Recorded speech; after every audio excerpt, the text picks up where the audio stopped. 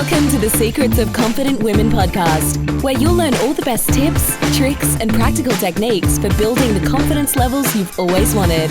With inspiring interviews, real-life examples, and game-changing insights, this podcast is for women who know that mastering the skill of confidence is one of the most important things they'll ever do.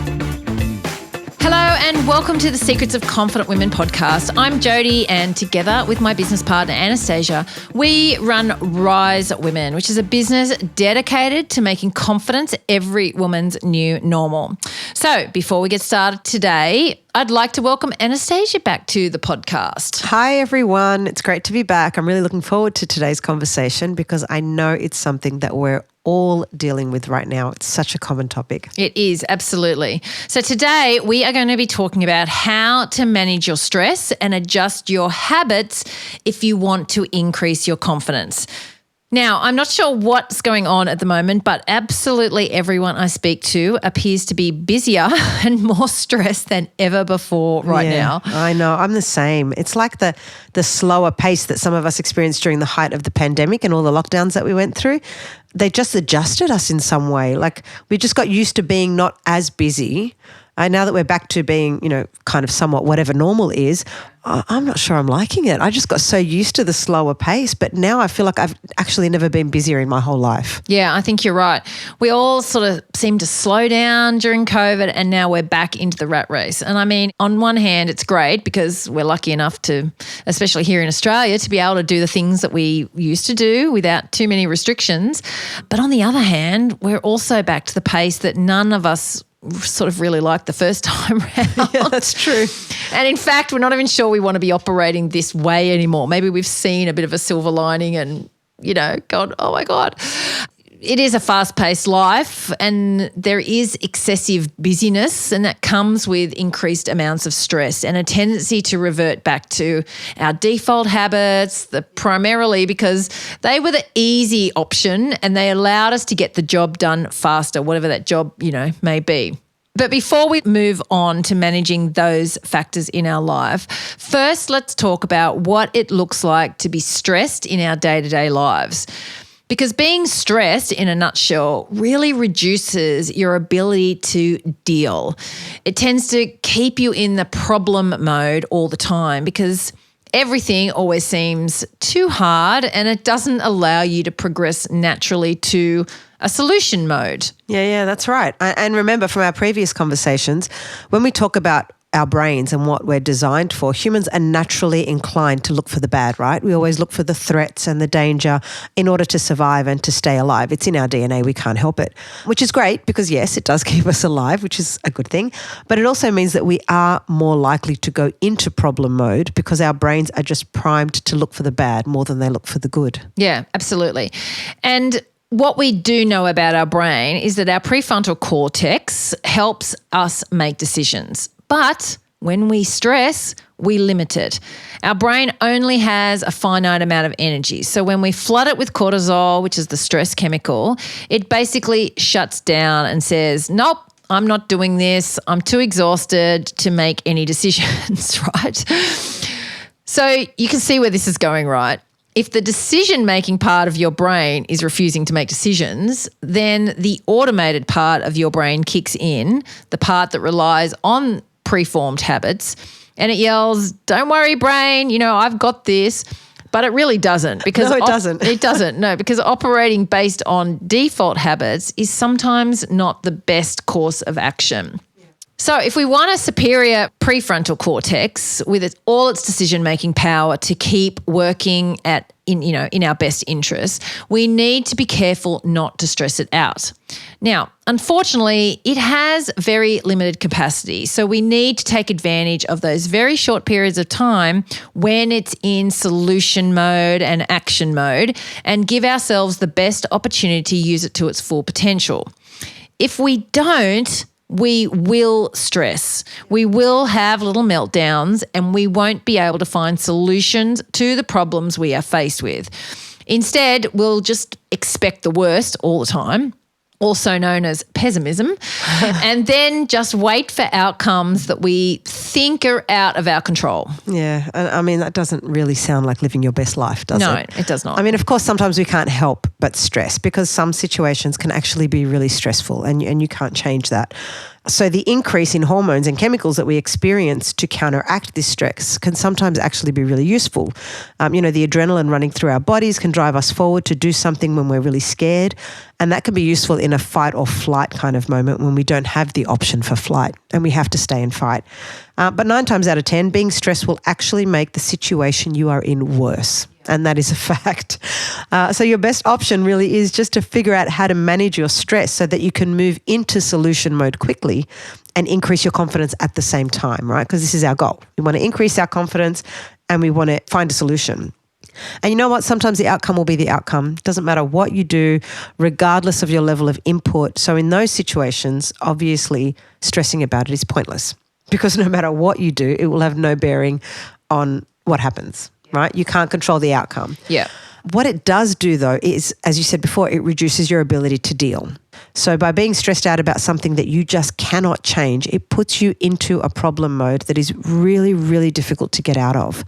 And unfortunately, that will start to infiltrate all of your areas of your life because you'll just become that person, right? And we all know that person. I know them, you know them. You know, these people who are always living in problem mode. They never seem to be able to find a way out of any of their issues. They're always victim. There's always stuff happening to them. They don't know how to take responsibility because they are constantly in problem mode. So then what happens is stress from one area of your life will start to create stress in other areas too, because that simply just becomes a state that you're living in. You're constantly in a stressful state. It affects everything. And you know this because we've all been here. You're stressed about something at work and then all of a sudden everything becomes too hard. Right? You know, managing a house, it's too hard. Well, because your brain just gets exhausted. Yeah, it's exhausted. exactly. It just runs out of energy, as we were saying earlier. So basic decisions. Yeah, when you say managing the house is too hard, I was screaming at the kids I was stressed and, it'd been a long day, just the questions. I couldn't, and I was like, don't ask any more. Don't ask any more questions. But see, if you weren't stressed, you may not have reacted that way, right? No, of course. Because your brain has the ability to deal. But I was in overload. I could tell my brain could not work out the simplest answers to the simplest questions. Yep. Because it was gone. It was like, I'm shutting down. Prefrontal cortex shut down. Please go and lie down because I'm closing your eyes. We're done here. Yeah, absolutely. And it's true. Everything just becomes too hard. You know, hard. The kids are too hard. Organising your social life. You know, that feeling of, I can't, yes, people are trying to organise a night out. I just can't manage it. Can't deal, too hard.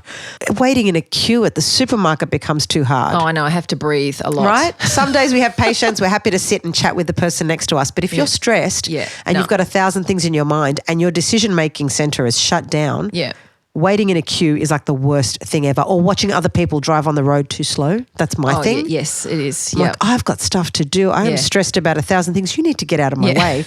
Dealing with challenging family members, everything just becomes too hard because all our brain is looking for is hard. Yeah. It's stuck in stress mode and in problem mode, so all it can recognize and associate with is hard. Yeah, absolutely. And we've definitely all been there. And the key here is to know that this is absolutely normal. Yep. We all experience this many times in our lives, and there's nothing wrong with you if you do. It's totally normal, but if you don't want to be living your daily life this way, then you must learn how to manage these stress levels so that you can start living your life in solution mode and happily, as opposed to problem mode and constantly miserable. Yeah, fair enough. So here's where our 3-step practical process for managing stress comes into play that will help you move out of problem mode whenever you need to and increase your confidence at the same time. It really is a win-win situation. All right, let's do it. So step 1 is to acknowledge. When you feel like you've hit higher than usual stress levels or you're stuck deep in problem mode and you're having trouble finding a way out, take a moment to just pause and have a good look around at what's happening and acknowledge that the situation is stressful and that your stress hormones and your chemicals are completely elevated and driving the feelings that you're feeling, right? Recognizing and labeling stress is actually the first step to managing it because it makes it something real and tangible that you can start working on, not just, like a default setting that's operating nonstop in the background of your mind. And sometimes if it feels like it's too hard to do this on your own, you need to enlist a friend or a family member to help, someone that you can really trust to tell you the truth, no BS, no sugarcoating.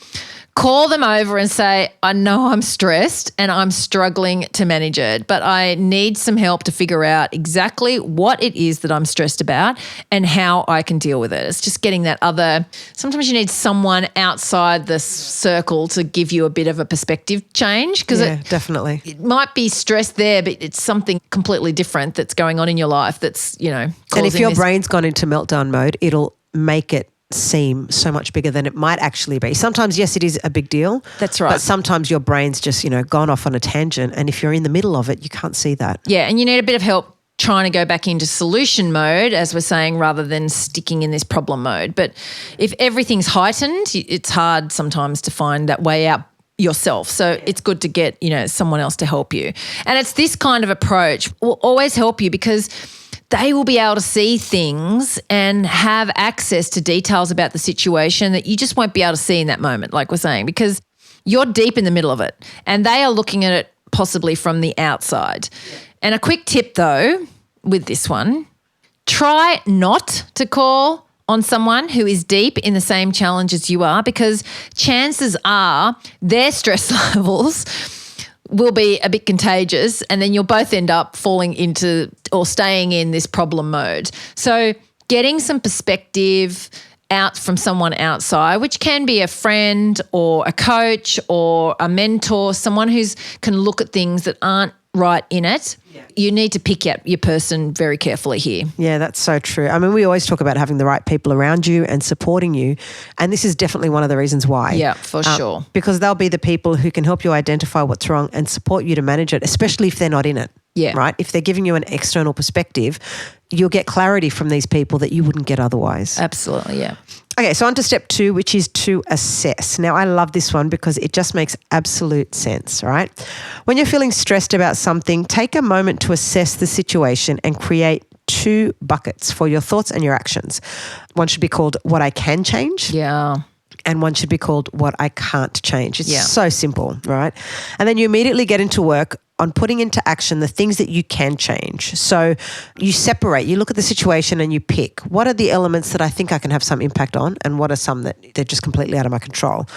For the moment, put aside all the things that you can't change. They're still going to be there. They'll be in the background. That bucket's not going away. But just to start with, push it to the side and just focus on the things that you can change.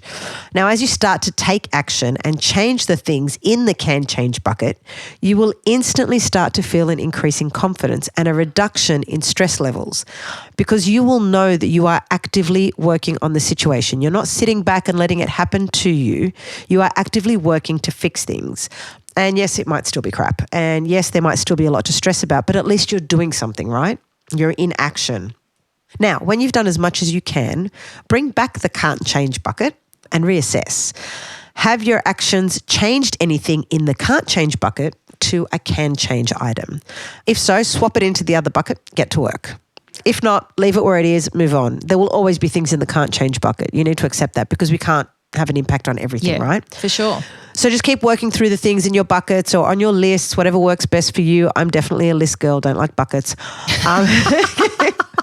Just keep moving things around as you action them and as their status changes. But you need to know that there will come a time that whatever is left in the can't change bucket just cannot be moved. Right? It's there for a reason. That's where it will stay because there are some things that are just entirely out of your control and there is nothing you can do about it. There is, but it's good to sometimes see it especially when you see it on paper and you've actively put it in onto the can't change list or the can't change bucket or whatever, however you're doing it. Mind map, I had a client do. Yeah. When it's there and you've written it down, it gives you a lot of clarity. Yeah. You're very clear then about how you can affect this situation or what you can do and what is completely out of your control. There's no point stressing about it, for want of a better word, because you don't have any control over changing the impact of that item. Right. And unless you actually take the time, like this takes time, you've got to stop and pause and intentionally identify and label these actions. Because if you don't do that, they're all in one bucket. Yeah. And they're in that too hard bucket that we were talking about earlier, right? And whether there are things in that bucket that you can change or you can't change, they're all smushed together in the too hard basket. Yeah. Oh, I've just turned the bucket into a basket. But once you do label and you identify, yeah, exactly, it does help. So, all right, so how about an example to demonstrate this, right? I think this is something that a lot of people have been feeling at the moment. Say you're really stressed at work, regardless of what work you're doing, right? You're feeling very overwhelmed. You're struggling to manage your workload. You know, the commute to and from work every day is exhausting if you've gone back to the office and you were used to working from home. The culture might be a little toxic and your manager just really doesn't want to know, right? They're busy as well.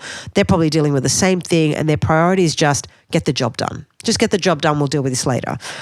So this might seem like a situation that you can't change. So you just stick with it. Day in, day out, you continue to be miserable about your work because it's just all too hard to fix. But what if there were some things that you could change, right? That might influence your situation. I mean, wouldn't that be worth trying? So your can change bucket might include things like manage my calendar better, to block out certain periods where I can work undisturbed. If you feel like people are always coming at you for meetings or whatever, block in times that give you time to yourself. Maybe plan a meeting with your manager where you have a really clear agenda and address your concerns and also offer solutions. Don't just go to your manager and go, this is all terrible and I hate it, without offering some sort of a solution. Maybe you need to stay away from people in the workplace who are having a negative impact on you. You know, those people who they subscribe to this too hard mentality. And if you're always listening to them talking about how tired they are, how exhausted they are, how everything is too hard and they're so busy, it starts to rub off. Maybe ask if hybrid or work from home is an available option to you. Like if you list all of these can change possibilities and then you work through them methodically to implement whatever you can, then you may in fact see a difference in your work situation. All right. But if you try everything that you can and nothing seems to be working, then clearly that will fall into the can't change bucket, which means you're then faced with two very, very clear options. You either stay and you just accept the fact that this is just the way things are, or you start looking for another job. It's that simple. It really is. Yeah, absolutely. Look, this is not easy to do and it may take some time to play out, but it definitely is that simple. And this process can apply to so many areas of your life. Like I once had a coaching client recently who was complaining about her boss who always interrupted her. She was due to run a big presentation. So there was a summit coming along. She had to present on this project she'd been doing and she was nervous, and the nerves were genuine because presenting, as we know, is usually something that's outside our comfort zone. It can be terrifying. It will create stress. But when we sort of discussed it and worked through it, what was at the top of that stress was being interrupted while she was presenting and being thrown totally off, like just being asked a question or interrupted into something and losing her train of thought and all these sort of things, which she'd sort of experienced before in smaller settings. And she knew it rattled her, but because this was going to be a bigger setting and there was going to be more influential people there, it made the stress and the nerves even greater because of she'd experienced this before. And there's she more at knew stake. He was a quick thinker. You know, he wanted to interrupt and almost process things that she was saying, but while she was saying it, he didn't have, anyway, it was challenging. So what we did though is we did exactly this. We looked at what she could change and what she couldn't change. And we realised that the risk of him interrupting was probably quite genuine. He is just that sort of person. He was the CEO, so he probably felt like he was entitled to interrupt. She couldn't change that he was likely to interrupt or that he would interrupt her in the middle of the thing. What she could change, though, was her reaction to this, or preparing, which is what we ended up doing. We worked on preparing for the interruption. How was she actually going to deal with the probably inevitable fact that he was going to interrupt her presentation? Now, actually taking that apart and seeing what she couldn't change, but what she could change, gave her a lot more clarity, because then she could actually start working on, and we worked together on helping her prepare for this. So she felt more confident that she would deal with that situation. Does that make sense? Yeah, absolutely. And you're empowered. That's because right. You're taking control, right? It was really interesting. The power of that came from separating it into, I can't stop him interrupting me, and it's probably likely he's going to interrupt me, but I'm ready for it. Yeah. And I know what to do, and my reaction to that, and I'm not going to get rattled. You know, we did some reframing about what that meant, because initially she had it set up in her brain. The conversation she started when that happened was a whole lot of stuff around, oh my God, he's interrupted me. He doesn't trust what I'm saying. He doesn't believe, like she made it about was her. it was all a negative. But actually we reframed that to go, okay, so he's a quick thinker. If he's actually spending the time to interrupt and ask questions, he's actually very interested in what you're saying. Yeah, he's right? engaging. So we actually changed that around. So she saw it as a positive rather than really just automatically going to the negative. Yeah. That makes total sense. And I guess there's another element in situations like that, like she's preempting what he's going to do, right? You could even take that one step further back and set boundaries and intentions from the beginning of the presentation. If she knows he's going to interrupt, whether she likes her or not, maybe he's not aware of the fact that he's interrupting. Like you said, he's a quick thinker. So he just speaks out loud, and because he has the authority in the organisation, he feels entitled to do that. Yeah. If you say at the beginning, you set up the intentions, I know there are going to be a lot of questions. Please keep your questions to the end and we can discuss it then. Work too, Maybe he'll still interrupt, but maybe half the time he'll think and it'll stop him. So you're kind of setting boundaries and going, yes, I know there are questions. Yes, I know people are thinking through this as I'm speaking. And it's just, giving that placement and giving him the authority and the permission to pause. Yeah.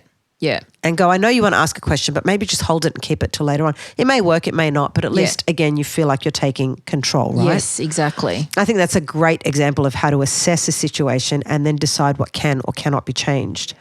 So the purpose of this exercise obviously is to slowly work your way through all of the can change items, change what is within your power, boost your confidence by constantly being in action, and then just keep reassessing. And then whatever's left in the can't change bucket, that's for the next step. Yes.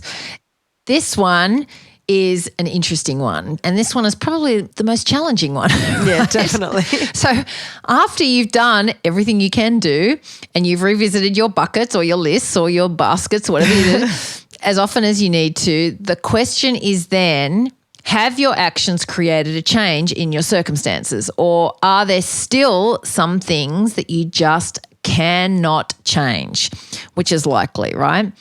If so, that's when you need to go to this step 3, which is to accept. Now, we've talked about this before on the podcast in certain areas, but this is actually the most crucial yet the most difficult step in the process. Once all is said and done and there's nothing else left for you to do, it's time to just accept that the outcome will be whatever the outcome will be, and no amount of stressing will change that, because there's simply nothing more. It's accept because you can't change. Yep. And we talked about this recently. I think there was one this year that we talked about. Accept it or change it. Don't criticize it. That's right. We did the criticize, because stressing about things that you can't change is futile and actually makes it still or worse, right? Entirely counterproductive. Yeah. You will never, ever get the outcome you want. No. If you choose that course. Absolutely. But there's a catch here, right? Right. This step will only work if you've already followed steps 1 and 2 properly, right? It's really hard to accept a situation for what it is if you haven't first acknowledged that it is something that makes you anxious or concerned or stressed, and then assessed the circumstances to ensure there's nothing else that you can do to change the potential outcome. So if you find yourself unable to accept what's left, you really need to ask yourself why. Is there something left that you think you could do that you haven't tried yet, or because you've been too afraid to, or there's something else in the way? Or, is there an issue that you haven't acknowledged that's part of the situation?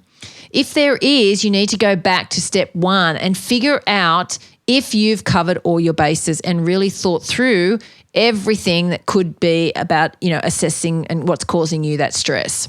Going straight to step 3 is almost impossible because it's really hard to accept something that worries you without experiencing some, measure of stress. And the whole point of this exercise is to reduce your stress in your life. Right. Well, as much as you possibly can anyway. Yeah, definitely. And I think there might be like a little bonus step here too, Jodie, right? Around changing default habits, because I think it's important to be able to recognize certain habits that aren't working in your favor, right? In order to avoid defaulting back to them when you're stressed or overwhelmed.